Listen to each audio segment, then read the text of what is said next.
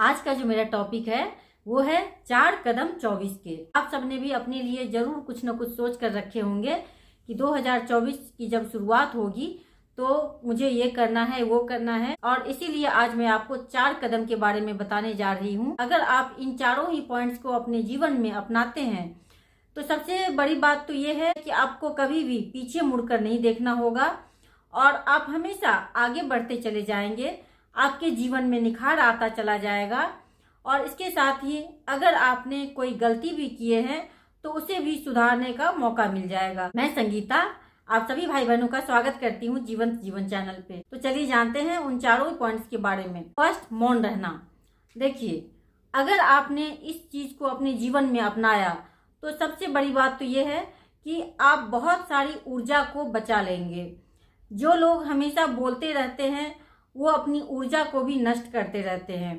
अगर आप दिन भर में मान लीजिए 1 घंटा 2 घंटा या फिर जितना समय आप कर सकते हैं मौन रहना सीख जाएं तो इससे आपकी ऊर्जा की बचत भी होगी, आपकी समय की भी बर्बादी नहीं होगी और सबसे बड़ी बात कि आप बहुत सारे झगड़े लड़ाइयों से भी बच जाएंगे। देखा जाए तो अधिकतर जो झगड़े लड़ाई का जो कारण होता है वो बोलने के ही कारण होता है।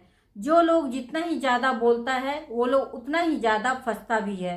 अगर आप थोड़ी देर मौन रहना सीख जाएं तो फिर इससे देखिए कि आपको बहुत सारे इसके फायदे भी मिलने वाले हैं और आप अपने भीतर भी जा सकते हैं। जब आप मौन होते हैं तो उस समय में आप अपने भीतर जा पाते हैं, लेकिन जब आप बोल रहे होते हैं तो उस समय में आप केवल बाहर की चीजों को देख रहे होते हैं, आप केवल बाहर ही होते हैं। इसीलिए कोशिश कीजिए कि प्रत्येक दिन जितना हो सके उतनी देर के लिए मौन रहें। मौन रहने का मतलब ये नहीं है कि आप केवल बाहर तो नहीं बोल रहे हैं लेकिन अंदर आप बहुत कुछ नेगेटिव सोच रहे हैं, ऐसा भी नहीं। मौन रहने का अर्थ होता है कि आप बाहर और भीतर दोनों तरफ से आप मौन रहें और आप इतने ज्यादा एनर्जेटिक हो जाएंगे जिसके बारे में आप सोचे भी नहीं होंगे। सेकंड है एक्सरसाइज करना। अगर आप अभी एक्सरसाइज नहीं कर रहे हैं तो कोई बात नहीं है, लेकिन ये जो नया साल आ रहा है तो उसमें कोशिश कीजिए कि 1 मिनट से ही शुरुआत जरूर कीजिए। अगर आप 1 मिनट की शुरुआत भी करते हैं तो धीरे धीरे करके वो आधा घंटा 45 मिनट तक पहुंच जाएगा। अगर आप शुरुआत ही नहीं करेंगे तो फिर वो आगे कैसे बढ़ेगा। तो इसीलिए प्रत्येक दिन आपको 1 मिनट से ही सही शुरुआत करनी है एक्सरसाइज करने की। जब आप एक्सरसाइज करते हैं इससे आपका शरीर तो स्वस्थ होता ही है, आपका स्टेमिना भी बढ़ता है और आप इतने ज्यादा एक्टिव हो जाते हैं जिसके बारे में सोचा भी नहीं जा सकता है। आप बहुत कुछ कर सकते हैं। जो लोग शारीरिक एक्टिविटीज नहीं करते हैं वही लोग फिर गलत चीजों में फंस जाते हैं और अपने साथ फिर वो दुर्व्यवहार करने लग जाते हैं। तो इसीलिए आपको 1 मिनट से शुरुआत करनी है और फिर उसको धीरे धीरे आगे बढ़ाना है। तो इसे आपको जरूर करना चाहिए और इसकी शुरुआत आप 2024 से जरूर कीजिए। एक्सरसाइज के साथ ही आप थोड़ी देर मेडिटेशन को भी शामिल कीजिए और मेडिटेशन में भी वही नियम है। अगर आप मान लीजिए 10 मिनट 5 मिनट नहीं बैठ सकते हैं तो 1 मिनट से शुरुआत कीजिए, फिर देखिए कि ये धीरे धीरे बढ़ता चला जाएगा और इसमें आपको आनंद आने लग जाएगा। और जैसे ही आपने एक्सरसाइज शुरू कर दिया, मेडिटेशन शुरू कर दिया, फिर तो देखिए आपका क्या कहना, फिर तो आपके जीवन में चमत्कार होना शुरू हो जाएगा। फिर आपका जो मन है वो भटकेगा नहीं और आपके अपने जीवन में जो कुछ भी समस्याएं हैं उसके बारे में भी आप सोच पाएंगे, उसे आप सुलझा पाएंगे, कर पाएंगे। थर्ड, ब्रह्मचर्य का पालन करना।